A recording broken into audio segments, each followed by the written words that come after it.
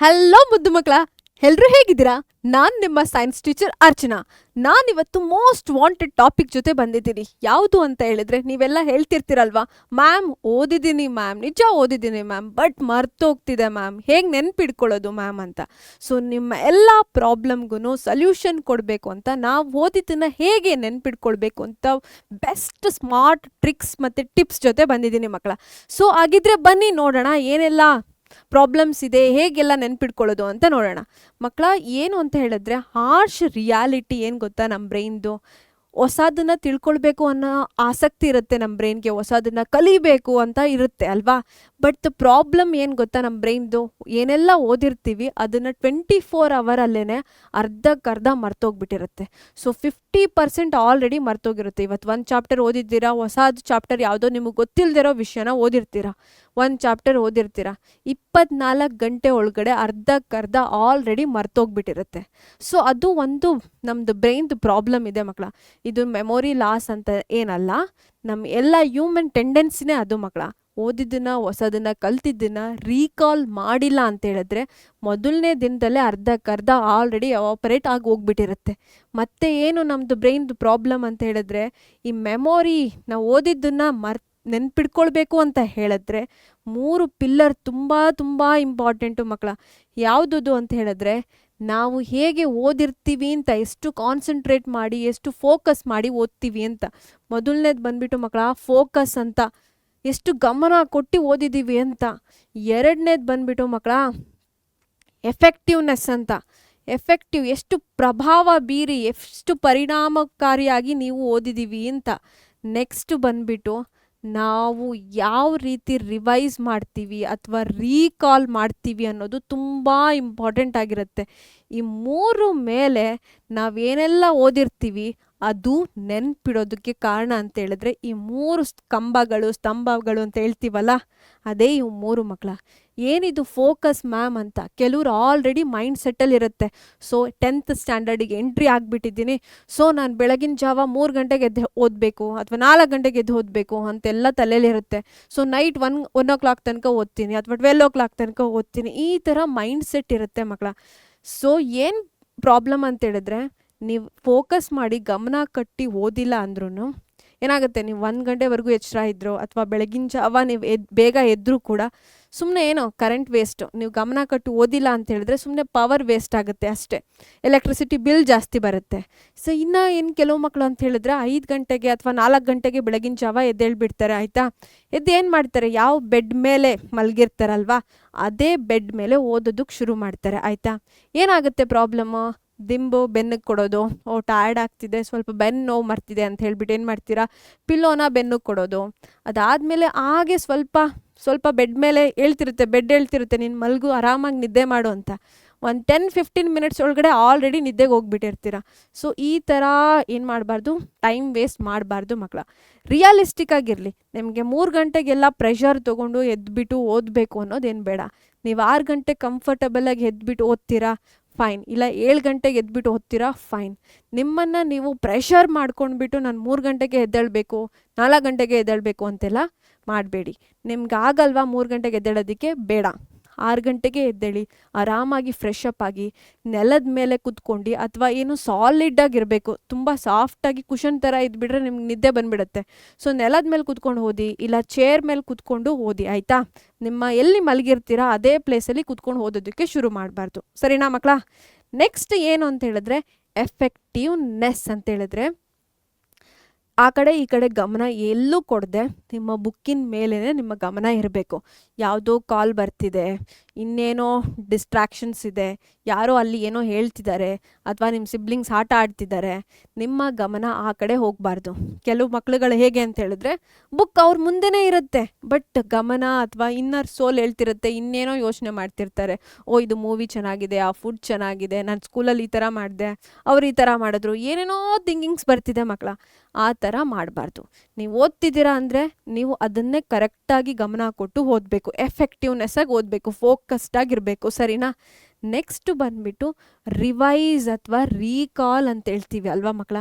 ನಾವು ರೀಡ್ ಅಂತ ಹೇಳಲ್ಲ, ರಿವೈಸ್ ರೀಕಾಲ್ ಅಂತ ಹೇಳ್ತೀವಲ್ವ. ರೀಡ್ ಅಂತ ಯಾಕೆ ಹೇಳಲ್ಲ ಗೊತ್ತಾ, ಇವಾಗ ಹೇಳ್ತೀನಿ ಕೇಳಿಸ್ಕೊಳ್ಳಿ. ರಿವೈಸ್ ಅಂತ ಹೇಳಿದ್ರೆ ನಾವೇನು ಓದಿರ್ತೀವಲ್ವ ಅದನ್ನು ಕಣ್ಣು ಮುಚ್ಕೊಂಡ್ಬಿಟ್ಟು ಓದ್ಕೋಬೇಕು. ಏನೆಲ್ಲ ನೆನಪಿದೆ ನನ್ನ ತಲೆಯಲ್ಲಿ ಅಂತ, ಮೆದುಳಲ್ಲಿ ಏನೆಲ್ಲ ನೆನಪಿದೆ ಅಂತ ನೋಡಬೇಕು. ಕಣ್ಣು ಮುಚ್ಕೊಳ್ಳಿ, ರೀಕಾಲ್ ಮಾಡಿ. ಇದು ಓದಿದೆ ಅಲ್ವಾ, ಇದು ಬರ್ತಿದ್ಯಾ, ಎಸ್ ಬರ್ತಿದೆ, ಇದು ಬರ್ತಿಲ್ವಾ. ಇನ್ನೂ ಸ್ವಲ್ಪ ಪ್ರೆಷರ್ ಹಾಕಿ ನಿಮ್ಮ ಮೈಂಡಿಗೆ ಹೇಳಿ, ಇದು ಓದಿದ್ದೀನಿ ನಾನು ಆದರೆ ನೆನಪಾಗ್ತಿಲ್ಲ, ಸ್ವಲ್ಪ ಪ್ರೆಷರ್ ಹಾಕಿ ನೆನಪಿಸ್ಕೊಳ್ಳೋದಕ್ಕೆ ಟ್ರೈ ಮಾಡಿ. ಫಸ್ಟ್ ಟೈಮ್ ನಿಮಗೆ ಗೊತ್ತಾಗಿಲ್ಲ, ನೆನಪಾಗ್ತಿಲ್ಲ ಅಂದಾಗ ಮಾತ್ರ ನೀವು ಬುಕ್ಕನ್ನು ಓಪನ್ ಮಾಡಿ ನೋಡಬೇಕು. ಅಲ್ಲಿವರೆಗೂ ರೀಕಾಲ್ ಮಾಡೋದಕ್ಕೆ ಟ್ರೈ ಮಾಡಬೇಕು. ನಿಮ್ಮ ಮೈಂಡಿಗೆ ಹೇಳಿ, ನಾನು ಆಲ್ರೆಡಿ ಓದಿದ್ದೀನಿ, ಇದನ್ನು ಸ್ವಲ್ಪ ಪ್ರೆಷರ್ ಹಾಕಿ ನೆನಪು ಮಾಡ್ಕೊಳ್ಳೋದಕ್ಕೆ ಟ್ರೈ ಮಾಡು ಅಂತ. ಆಗಿಲ್ಲ ಅಂದಾಗ ಮಾತ್ರ ನಿಮ್ಮ ಬುಕ್ಕನ್ನು ಓಪನ್ ಮಾಡಿಬಿಟ್ಟು, ಇದು ಇಲ್ಲಿದೆ, ಇದನ್ನು ತಪ್ಪು ಮಾಡಿದ್ದೀನಿ ನಾನು, ಸೊ ಒಂದ್ಸಲ ಓದಬೇಕು. ಸರಿನಾ ಮಕ್ಕಳ? ರೀಡ್ ಅಂತ ಹೇಳಿದ್ರೆ ಓದಿದ್ದನ್ನೇ ಮತ್ತೆ ಪದೇ ಪದೇ ಕೂತ್ಕೊಂಡು ಓದೋದಲ್ಲ. ರೀಕಾಲ್ ಅಂತ ಹೇಳಿದ್ರೆ ನೀವೇನು ಓದಿರ್ತಿರಲ್ಲ ಅದನ್ನು ನೋಡ್ದೇನೆ ನೀವು ರಿವೈಸ್ ಮಾಡ್ತಾ ಇರಬೇಕು ನಿಮ್ಮ ಬ್ರೈನಲ್ಲಿ. ಸೊ ನೀವು ಹೇಗೆ ಅಂತ ಹೇಳ್ತೀನಿ ಬನ್ನಿ ಮಕ್ಕಳ, ನೆಕ್ಸ್ಟ್ ಸ್ಲೈಡಲ್ಲಿ ಯಾವ ಥರ ಅಂತ. ಸೊ ಮಕ್ಕಳ, ನೀವು ಯಾವುದೋ ಒಂದು ಎಕ್ಸಾಂಪಲ್ ತೊಗೊಂಡಿದ್ದೇನೆ ನಾನು ಇಲ್ಲಿ. ಒಂದು ನೋಟ್ಗಳು, ಕಾಯಿನ್ಗಳೆಲ್ಲ ನಾವು ನೋಡಿರ್ತೀವಲ್ವ, ಅಥವಾ ಇದೆಲ್ಲ ಬೇಡ, ನಿಮ್ಮ ಮನೆಯಲ್ಲೇ ನೀವು ನೋಡಿರ್ತೀರಲ್ವ, ಯಾವುದೋ ಒಂದು ವಸ್ತುನ ಇಷ್ಟಪಟ್ಟು ನೋಡಿರ್ತೀರ, ಚೇರ್ ನೋಡಿರ್ತೀರ ಅಲ್ವಾ, ಅಥವಾ ಕಿಟಕಿಯಲ್ಲಿ ವಿಂಡೋಸ್ ಇರುತ್ತೆ. ನಾನು ನಿಮ್ಮ ಮನೆಯಲ್ಲಿ ಕಿಟಕಿಯಲ್ಲಿ ಐರನ್ ಬಾರ್ಸ್ ಎಷ್ಟಿದೆ, ಅಥವಾ ಸರಳು ಅಂತ ಹೇಳ್ತಾರಲ್ಲ, ಕಬ್ಬಿಣದ ಸರಳು ಅಂತ ಎಷ್ಟಿದೆ ಅಂತ ಹೇಳಿದ್ರೆ ನೀವು ಪಟ್ ಅಂತ ಹೇಳ್ತೀರಾ, ಮ್ಯಾಮ್ ನನ್ನ ಮನೇಲಿ ಇಷ್ಟು ಇದೆ ಅಂತ. ಇಲ್ಲ ಅಲ್ವಾ? ಸೊ ಗೊತ್ತು, ನಮಗೆ ನೋಡಿರ್ತೀವಿ, ಬಟ್ ಸ್ಟಿಲ್ ಏನು ಸಡನ್ನಾಗಿ ಕೇಳಿದ ತಕ್ಷಣ ಬರಲ್ಲ. ಸಡನ್ನಾಗಿ ನಾನು ನಿಮ್ಮ ಮನೇಲಿ ಎಷ್ಟು ಸ್ಟೆಪ್ಸ್ ಇದೆ ಅಥವಾ ಮೆಟ್ಲಿದೆ ಅಂತ ಕೇಳಿದ್ರೆ ನಮಗೆ ಗೊತ್ತಾಗಲ್ಲ ಅಲ್ವಾ? ನಿಮಗೆ ಗೊತ್ತು ನಿಮ್ಮ ಮನೆಯೇ, ಅದು ಮೆಟ್ಲಿದೆ ಅಂತ ಗೊತ್ತು, ಎಷ್ಟಿದೆ ಅಂತ ಸಡನ್ನಾಗಿ ಕೇಳಿದ್ರೆ ಹೇಳೋಕ್ಕಾಗತ್ತಾ ಮಕ್ಕಳ? ಅಲ್ವಾ? ನಾವು ಇದನ್ನು ಯಾವ ಥರ ಅಬ್ಸರ್ವ್ ಮಾಡಿ ನೋಡಿರ್ತೀವಿ ಅನ್ನೋದು ತುಂಬ ಇಂಪಾರ್ಟೆಂಟ್ ಆಗಿರುತ್ತೆ. ದುಡ್ಡು ಎಲ್ಲರೂ ನೋಡಿರ್ತೀವಲ್ವ, 50 ರೂಪೀಸ್ ನೋಟು, 100 ರೂಪೀಸ್ ಎಲ್ಲರೂ ನೋಡಿರ್ತೀವಿ. ಬಟ್ ನೋಡಿದ ತಕ್ಷಣವೇ ಅದನ್ನ ನೋಡ್ದೇನೆ ಹಾಗೆ ಬರೆಯೋದಕ್ಕಾಗತ್ತಾ? ಆಗಲ್ಲ ಅಲ್ವಾ? ಇಲ್ಲಿ ನಮ್ಮ ಫೋಕಸ್, ಎಫೆಕ್ಟಿವ್ನೆಸ್, ರೀಕಾಲ್ ಎಲ್ಲದನ್ನು ಬರುತ್ತೆ, ಕ್ವೆಶ್ಚನ್ ಮಾರ್ಕಾಗಿ ಉಳಿಯುತ್ತೆ ಅಲ್ವಾ? ಸೊ ಜಸ್ಟ್ ನೋಡೋದಲ್ಲ, ನಾವು ಜಸ್ಟ್ ಓದೋದಲ್ಲ, ಯಾವ ಥರ ಎಫೆಕ್ಟಿವ್ ಆಗಿ, ಯಾವ ಥರ ಫೋಕಸ್ ಮಾಡಿ ಓದಿದ್ದೀವಿ ಅನ್ನೋದು ತುಂಬ ಇಂಪಾರ್ಟೆಂಟ್ ಆಗುತ್ತೆ ಮಕ್ಕಳ. ಸರಿನಾ? ನೆಕ್ಸ್ಟ್ ನೋಡೋಣ ಬನ್ನಿ. ಸೊ ನಾವು ನಮ್ಮ ಬ್ರೈನನ್ನು ಮಾಸ್ಟರ್ ಮಾಡಬೇಕು, ನಾವು ಓದಿದ್ದನ್ನೆಲ್ಲ ನೆನ್ಪಿಡಬೇಕು ಅಂತ ಹೇಳಿದ್ರೆ ನಾವು ಇದನ್ನ 3 ಲಾಸನ್ನು ತಿಳ್ಕೊಬೇಕು ಮಕ್ಕಳ. ಯಾವುದದು ಲಾಸ್ ಅಂತ ಹೇಳಿದ್ರೆ, ಮೊದಲನೇದು ಬಂದ್ಬಿಟ್ಟು ರಿಸೆನ್ಸಿ ಅಂತ ಹೇಳಿದ್ರೆ, ಬ್ರೈನ್ಗೆ ನೀವೇನೇ ಹೇಳ್ಕೊಡಿ ಅದು ಕಲಿಯೋದಕ್ಕೆ ಈಗರ್ನೆಸ್ ಇರುತ್ತೆ, ಹೊಸದನ್ನು ಕಲಿಬೇಕು ಅಂತ ಅದಕ್ಕೆ ತುಂಬ ಖುಷಿ ಇರುತ್ತೆ ಅಲ್ವಾ? ಸೊ ಹೊಸದನ್ನು ನೀವು ಕಲಿತಾ ಇರಬೇಕು. ಬ್ರೈನ್ ನಿಮಗೆ ಯಾವತ್ತೂ ಹೇಳಲ್ಲ ನಾನು ಇದನ್ನು ಕಲಿಯಲ್ಲ, ನನ್ನ ಕೈಯಲ್ಲಿ ಆಗಲ್ಲ, ನಾನು ಸ್ಟೋರ್ ಮಾಡಲ್ಲ ಅಂತೆಲ್ಲ ಹೇಳಲ್ಲ ಬ್ರೈನು. ಅದು ನಮ್ಮ ಮನಸ್ಥಿತಿ ಅಷ್ಟೇ ಮಕ್ಕಳ. ಬ್ರೈನ್ ಯಾವಾಗಲೂ ರೆಡಿ ಇರುತ್ತೆ, ನೀವೇನಾದರೂ ಕಲಿಯೋದಕ್ಕೆ ರೆಡಿ ಇರಿ, ನಾನು ಸ್ಟೋರ್ ಮಾಡ್ತೀನಿ ಅಂತ. ಹೊಸದನ್ನು ಕಲಿಯೋದಕ್ಕೆ ಅದಕ್ಕೆ ತುಂಬ ಕುತೂಹಲ ಇರುತ್ತೆ, ಈಗರ್ನೆಸ್ ಇರುತ್ತೆ ಅಲ್ವಾ? ಸೆಕೆಂಡ್ ಬಂದ್ಬಿಟ್ಟು ವಿವೈಡ್ನೆಸ್ ಅಂತ ಕರಿತೀವಿ. ಏನಂತ ಹೇಳಿದ್ರೆ, ನೀವು ಯಾವುದಾದ್ರೂ ಒಂದು ವಿಷಯ ತಗೊಳ್ಳಿ ಆಯಿತಾ, ಯಾರಾದರೂ ನಿಮಗೆ ಶಾಕಿಂಗ್, ಸರ್ಪ್ರೈಸಿಂಗ್, ತುಂಬ ಏನು ಸ್ಟೋರಿ ಥರ ಹೇಳ್ತಾರೆ ಅಂತ ಹೇಳಿದ್ರೆ ನಿಮಗೆ ತುಂಬ ಚೆನ್ನಾಗಿ ನೆನಪಿರುತ್ತೆ ಅಲ್ವಾ? ಕೆಲವರು ವಿಜುವಲಿ ತುಂಬ ಮ್ಯಾಜಿಕ್ ಕೈಂಡ್ ಆಫ್ ಸ್ಟಫಲ್ಲಿ ಹೇಳಿದ್ರೆ ನಿಮಗೆ ನೆನಪಿರುತ್ತೆ ಅಲ್ವಾ? ಸಡನ್ನಾಗಿ ನೀವು ಸುಮ್ಮನೆ ಓದಿದ್ದನ್ನು ರೀಕಾಲ್ ಮಾಡ್ಕೊಳ್ಳಿ ಅಂದಿದ ತಕ್ಷಣ ಆಗಲ್ಲ. ನೀವು ಯಾವ ಥರ ಓದ್ತೀರಾ ಅಂತ, ಏನೋ ಇವಾಗ ಜೋಕ್ ಹೇಳಿರ್ತೀರಾ ಅಂತ ಅಂದ್ಕೊಳ್ಳಿ, ಆ ಜೋಕನ್ನ ಅವ್ರು ಹೇಳಿರ್ತಾರಲ್ವ, ನಿಮಗೆ ಯಾವ ಥರ ಹೇಳಿರ್ತಾರಲ್ವ, ಆ ಹೇಳಿರೋ ವೇ ಇದೆಯಲ್ವಾ, ಅದು ನಿಮ್ಮನ್ನು ನೆನ್ಪಿಟ್ಕೊಳ್ಳೋ ಥರ ಮಾಡುತ್ತೆ. ಸರಿನಾ ಮಕ್ಕಳ? ಶಾಕಿಂಗ್, ಸರ್ಪ್ರೈಸಿಂಗ್ ವಿಷಯನ ನೀವು ಆದಷ್ಟು ಬೇಗ ಮರೆಯೋದೇ ಇಲ್ಲ. ಯಾಕಂತಂದರೆ ಅಷ್ಟೊಂದು ಅದು ಯಾವ ರೀತಿ ಹೇಳಿರ್ತಾರಲ್ವ ನಿಮಗೆ, ಅದು ತುಂಬ ಇಂಪಾರ್ಟೆಂಟ್ ಆಗಿರುತ್ತೆ ನೀವು ನೆನ್ಪಿಟ್ಕೊಳ್ಳೋದಕ್ಕೆ. ನೆಕ್ಸ್ಟ್ ಮಕ್ಕಳ, ಫ್ರೀಕ್ವೆನ್ಸಿ ಅಂತ ಹೇಳಿದ್ರೆ ನೀವು ಎಷ್ಟು ಸಲ ಅದನ್ನು ರೀಕಾಲ್ ಮಾಡ್ತೀರಾ, ರೀವಿಸಿಟ್ ಮಾಡ್ತೀರಾ ಅನ್ನೋದು ತುಂಬ ಇಂಪಾರ್ಟೆಂಟ್ ಆಗಿರುತ್ತೆ. ನೀವು ಎಷ್ಟು ಸಲ ನೋಡ್ತೀರಾ ಎಫೆಕ್ಟಿವ್ನೆಸ್ ಆಗಿ, ಎಷ್ಟು ಸಲ ರೀಕಾಲ್ ಮಾಡ್ತೀರಾ, ಅಷ್ಟು ಬಾರಿ ನಿಮಗೆ ನೆನ್ಪಿಟ್ಕೊಳ್ಳೋಕ್ಕೆ ಸಾಧ್ಯ ಆಗುತ್ತೆ. ಸೊ ನಿಮ್ಮ ಪರ್ಮನೆಂಟ್ ಮೆಮೊರಿಯಿಂದ ಅದು ಹೋಗೋದೇ ಇಲ್ಲ, ಕಂಪ್ಲೀಟಾಗಿ ನೆನಪಿರುತ್ತೆ. ಸರಿನಾ ಮಕ್ಕಳ? ನೆಕ್ಸ್ಟ್ ಬಂದುಬಿಟ್ಟು ಯಾವ ಥರ ನೆನ್ಪಿಟ್ಕೊಳ್ಳೋದು ಮ್ಯಾಮ್? 2 ಪೇಜ್ 3 ಪೇಜ್ ಎಲ್ಲ ಹೇಗೆ ನೆನ್ಪಿಟ್ಕೊಳ್ಳೋದು ಮ್ಯಾಮ್? ಈಕ್ವೇಷನ್ಸ್ ಎಲ್ಲ ಹೇಗೆ ನೆನ್ಪಿಟ್ಕೊಳ್ಳೋದು ಮ್ಯಾಮ್? ಮ್ಯಾಥ್ಸಲ್ಲಿ ಕ್ಯಾಲ್ಕುಲೇಷನ್ ಮ್ಯಾಮ್, ಥೇರಮ್ ಮ್ಯಾಮ್, ಫಿಸಿಕ್ಸಲ್ಲೂ ಬರುತ್ತೆ ಮ್ಯಾಮ್ ಕ್ಯಾಲ್ಕುಲೇಷನ್, ಫಾರ್ಮುಲಾಸ್ ಎಲ್ಲ ಹೇಗೆ ನೆನ್ಪಿಟ್ಕೊಳ್ಳೋದು ಅಂತ ಹೇಳಿದ್ರೆ ಆ್ಯಕ್ರೋನಿಮ್ಸನ್ನ ಯೂಸ್ ಮಾಡಿ ಮಕ್ಕಳ. ಅಬ್ರಿವೇಷನ್ ಥರ ಇವಾಗ ಏನಾದ್ರೂ ಕನೆಕ್ಟ್ ಮಾಡ್ಕೊಳ್ಬೇಕು ಮಕ್ಕಳ. ನಿಮ್ಮ ಡೈಲಿ ಆ್ಯಕ್ಟಿವಿಟೀಸ್ ಏನಿರುತ್ತೆ ಅಲ್ವಾ, ಯಾವುದಾದ್ರೂ ಸಬ್ಜೆಕ್ಟನ್ನು ನಿಮ್ಮ ಯಾವುದಾದ್ರೂ ಟಾಪಿಕನ್ನೇ ತಗೊಳ್ಳಿ, ಯಾವುದಾದ್ರೂ ಡೈಲಿ ಆ್ಯಕ್ಟಿವಿಟೀಸಿಗೆ ಕನೆಕ್ಟ್ ಮಾಡಬೇಕು. ನಿಮ್ಮ ಫೇವ್ರೆಟ್ ಫುಡ್ಡಿಗೋ ಅಥವಾ ನಿಮ್ಮ ಫೇವ್ರೆಟ್ ಡ್ರೆಸ್ಗೆ ಅಥವಾ ನಿಮ್ಮ ಫೇವ್ರೆಟ್ ಥಿಂಗ್ಸ್ ಏನೆಲ್ಲ ನಡೆಯುತ್ತೋ ಆ ಡೇಯಲ್ಲಿ ಅದಕ್ಕೆ ಕನೆಕ್ಟ್ ಮಾಡಿಕೊಂಡ್ರೆ ನೀವು ಬೇಗ ಮರ್ತೋಗಲ್ಲ ಮಕ್ಕಳ. ಅದೇನಾಗಿರುತ್ತೆ ನಿಮ್ಮ ತಲೆಯಲ್ಲೇ ಇರುತ್ತೆ. ನೆಕ್ಸ್ಟ್ ಯಾವ ಥರ ಅಂತ ಹೇಳಿದ್ರೆ ಸಿಲ್ಲಿ ಸೆಂಟೆನ್ಸಸ್ ಇರುತ್ತೆ ಅಲ್ವಾ, ನಿಮ್ಮ ಓದಿರೋದನ್ನ ಟಾಪಿಕನ್ನು ನಿಮಗೆ ಇಷ್ಟ ಆಗಿರೋ ಥರ ನಿಮೋನಿಕ್ಸ್ ಯಾವುದಾದ್ರೂ ಸಾಂಗ್ ಥರ ಅಥವಾ ಜೋಕ್ ಥರ ಯಾವುದಾದ್ರೂ ಕ್ಯಾಚಿ ಲೈನ್ಸ್ ಥರ ನೀವು ಮಾಡಿಕೊಂಡ್ರೆ ನಿಮಗೆ ನೆನಪಿರುತ್ತೆ. ಫಾರ್ ಎಕ್ಸಾಂಪಲ್ ನೀವು ಸಾಂಗ್ಸ್ ಎಲ್ಲ ಮೂವಿ ಸಾಂಗ್ಸ್ ಎಲ್ಲ ಆದಷ್ಟು ಬೇಗ ನೀವು ಮರೆಯೋದೇ ಇಲ್ಲ, ಇಷ್ಟಪಟ್ಟು ಕಲ್ತಿರ್ತೀರ, ತಲೆಯಲ್ಲಿ ಅವಾಗ ಓಡ್ತಾನೇ ಇರುತ್ತೆ ಸಾಂಗ್ಸ್ ಎಲ್ಲ ಅಲ್ವಾ. ಆ ಥರ ನೀವೇನಾದರೂ ಸಿಲ್ಲಿ ಸೆಂಟೆನ್ಸಸ್ಗೆ ಕನೆಕ್ಟ್ ಮಾಡೋಕ್ಕಾಗುತ್ತಾ ಅಂತ ನೋಡಬೇಕು. ನೆಕ್ಸ್ಟ್ ಬಂದುಬಿಟ್ಟು ಚಂಕಿಂಗ್ ಮಕ್ಕಳ, ಇದು ತುಂಬ ಇಂಪಾರ್ಟೆಂಟ್. ಯಾಕಂತ ಹೇಳಿದ್ರೆ ದೊಡ್ಡ ಕಾನ್ಸೆಪ್ಟ್ ಇರುತ್ತೆ ಅಲ್ವಾ. ಒಂದು ಚಾಪ್ಟರಲ್ಲಿ ನಾವು ಟಾಪಿಕ್ ವೈಸ್ ಓದ್ತೀವಿ ಅಲ್ವಾ, ಸುಮ್ಮನೆ ಒಂದು ಚಾಪ್ಟರನ್ನು ರೋಡ್ ಲರ್ನಿಂಗ್ ಥರ ಒಂದೇ ಸಲ ಕೂತ್ಕೊಂಡು ಓದಲ್ಲ ಅಲ್ವಾ.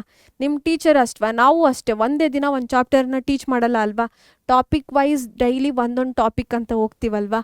ಅದೇ ಥರ ನಾವು ಚಂಕ್ ಅಂತ ಹೇಳಿದ್ರೆ ಪೀಸಸ್ ಮಾಡಬೇಕು, ಕಟ್ ಆ್ಯಂಡ್ ಪೀಸಸ್ ಮಾಡಿಬಿಟ್ಟು ಓದಬೇಕು. ಇವಾಗ ಫಾರ್ ಎಕ್ಸಾಂಪಲ್ ಎಲೆಕ್ಟ್ರಿಸಿಟಿ ಚಾಪ್ಟರೇ ತೊಗೊಳ್ಳಿ ಅಥವಾ ಲೈಫ್ ಪ್ರೋಸೆಸ್ ತೊಗೊಳ್ಳಿ, ಕೆಮಿಕಲ್ ರಿಯಾಕ್ಷನ್ಸ್ ತೊಗೊಳ್ಳಿ. ನೀವು ಒಂದೊಂದು ಸ್ಟೆಪ್ ಬೈ ಸ್ಟೆಪ್ ಓದ್ತಿರಲ್ವಾ, ನೀವು ಅದನ್ನು ಟಾಪಿಕ್ಕನ್ನು ಒಂದೇ ಟಾಪಿಕಲ್ಲಿ ನಿಮಗೆ ಕಷ್ಟ ಆಗುತ್ತಾ, ಅದನ್ನು ಬ್ರೇಕ್ ಡೌನ್ ಮಾಡಿ. ಓಕೆ, ನಾನು 10 ಲೈನ್ಸ್ ಓದ್ತೀನಿ, ಈ ಟಾಪಿಕ್ ಬಂದುಬಿಟ್ಟು 20 ಲೈನ್ಸ್ ಇದೆ, ನಾನು 10 ಲೈನ್ಸನ್ನು ಓದಿ ಅರ್ಥ ಮಾಡ್ಕೋತೀನಿ. ಈ ಥರ ಸಿಂಪಲ್ಲಾಗಿ ಮಾಡ್ಕೊಳ್ಳಿ ಮಕ್ಕಳ, ಕಾಂಪ್ಲಿಕೇಶನ್ ಬೇಡ. ಸೊ ಕಟ್ ಆ್ಯಂಡ್ ಪೀಸಸ್ ಅಂತ ಎಷ್ಟು ಪೀಸಸ್ ಮಾಡ್ತೀರಾ, ಓಕೆ ನನಗೆ 10 ಪೀಸಸ್ ಮಾಡಿಬಿಟ್ಟು ಈ ಚಾಪ್ಟರನ್ನು ಮುಗಿಸ್ತೀನಿ.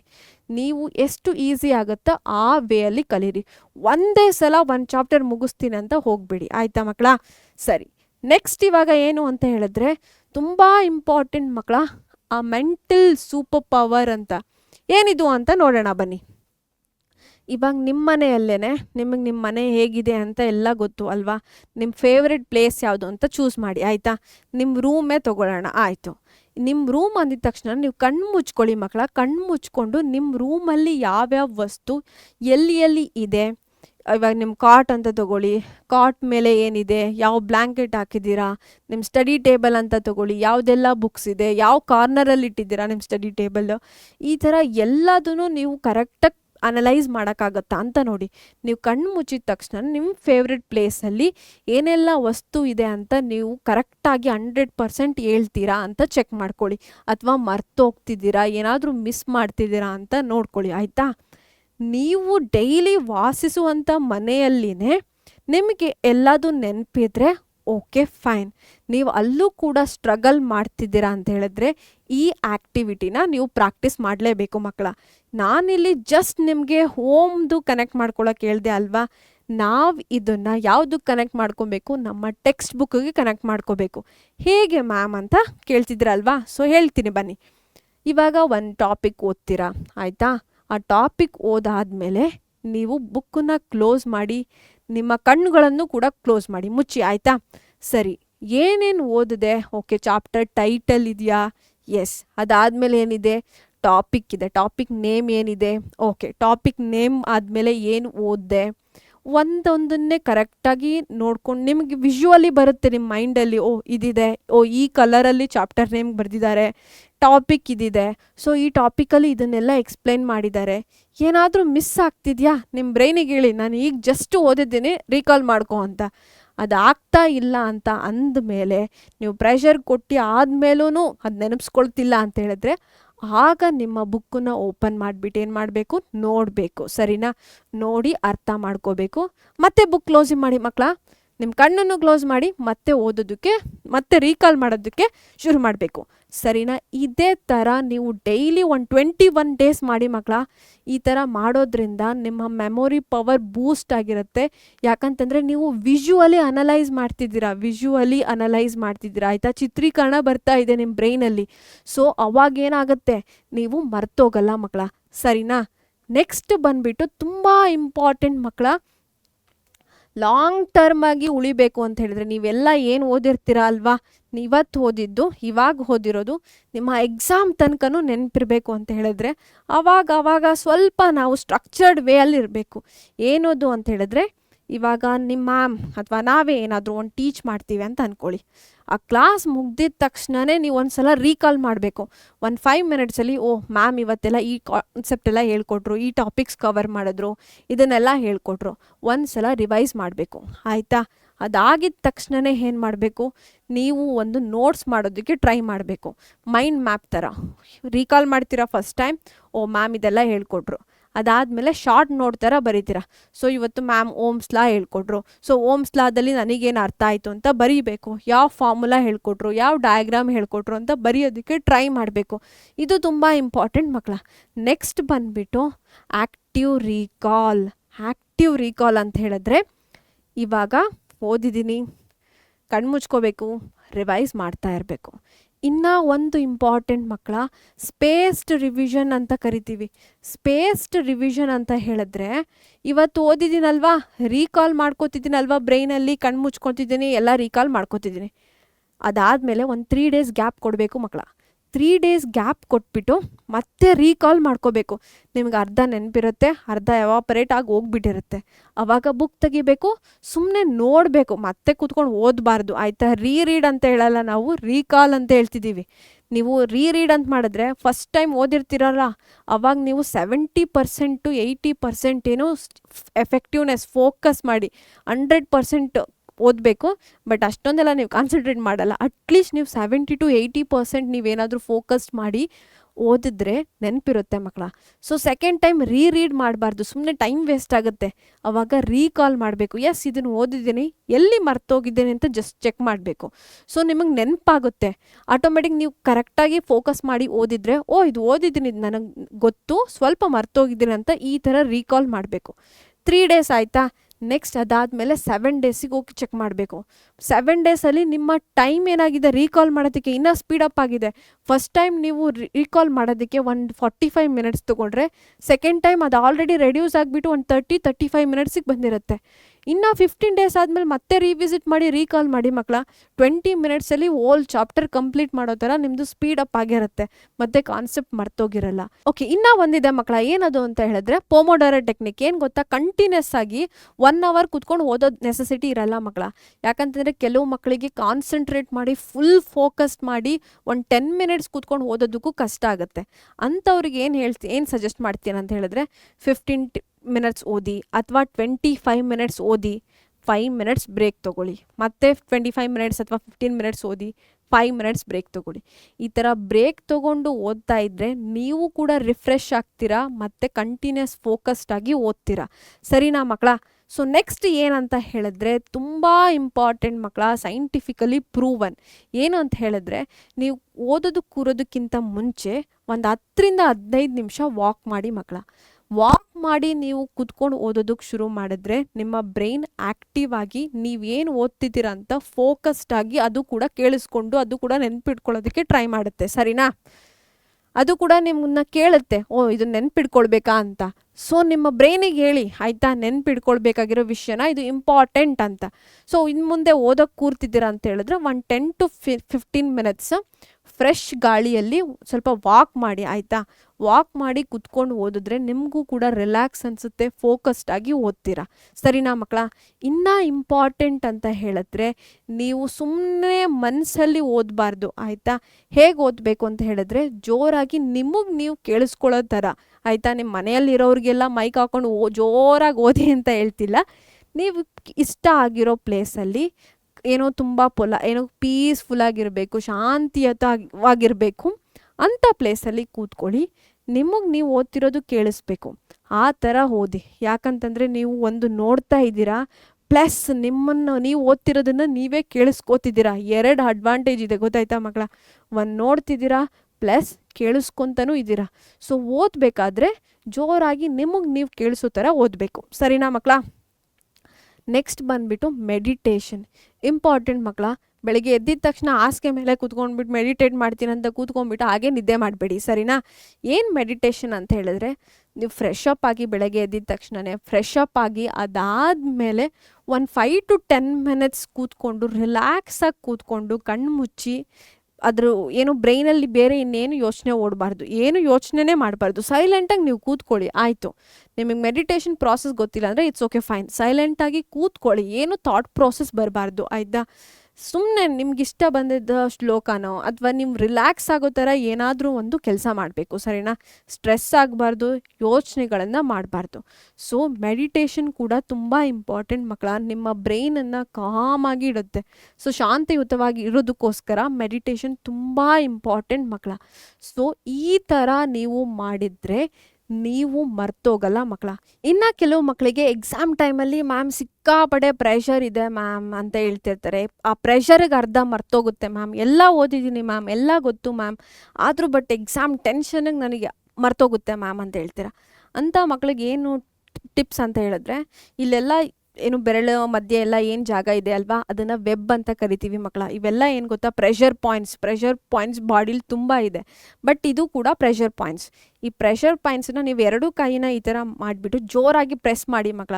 ಈ ಥರ ಒಂದು 3 to 5 ಟೈಮ್ಸ್ ನೀವು ಮಾಡ್ತಾ ಇದ್ದರೆ ರಿಲೀಸ್ ಆಗುತ್ತೆ, ಏನು ನಿಮ್ಮ ಟೆನ್ಷನ್ ಪ್ರೆಷರ್ ಕಡಿಮೆ ಆಗುತ್ತೆ, ಸರಿನಾ. ಈ ಥರ ಎಷ್ಟೊಂದು ಟಿಪ್ಸ್ ಆ್ಯಂಡ್ ಟ್ರಿಕ್ಸ್ ಇದೆ ಮಕ್ಕಳ. ಸೊ ನೀವೇನು ಮಾಡಿ, ಇವಾಗ ಎಕ್ಸಾಮ್ ಟೆನ್ಷನ್ ಇದೆ ಅಂತ ಹೇಳಿದ್ರೆ ಇದನ್ನು ಟ್ರೈ ಮಾಡಿ ಮಕ್ಕಳ, ನಿಮಗೆ ಸ್ವಲ್ಪ ರಿಲೀಫ್ ಅಂತ ಅನಿಸುತ್ತೆ, ಸರಿನಾ ಮಕ್ಕಳ. ಸೊ ಇದೇ ಥರ ಸಾಕಷ್ಟು ಟಿಪ್ಸ್ ಆ್ಯಂಡ್ ಟ್ರಿಕ್ಸನ್ನು ಅವಾಗವಾಗ ನಮ್ಮ ಕ್ಲಾಸಲ್ಲಿ ಕೊಡ್ತಾ ಇರ್ತೀವಿ. ಸೊ ಇವಾಗ ನಾನು ಏನೆಲ್ಲ ಹೇಳಿದ್ದೀನಲ್ವಾ, ಅದನ್ನು ಮರೀದೆ ನೀವು ಪ್ರಾಕ್ಟೀಸ್ ಮಾಡಬೇಕು, ಸರಿನಾ ಮಕ್ಕಳ. ಸೊ ಇವಾಗಿಂದ ಹೇಳಿ ನನಗೆ ಕಮೆಂಟ್ ಸೆಕ್ಷನಲ್ಲಿ ತಿಳಿಸಿ, ನೀವು ಪ್ರಾಕ್ಟೀಸ್ ಮಾಡ್ತೀರಾ ಇಲ್ವಾ, ಈ ಸೆಷನ್ ನಿಮಗೆ ಎಲ್ಪ್ ಆಯ್ತಾ ಇಲ್ವಾ ಅಂತ. ಸೊ ನಿಮ್ಮೆಲ್ರಿಗೂ ಥ್ಯಾಂಕ್ ಯು ಮಕ್ಕಳ.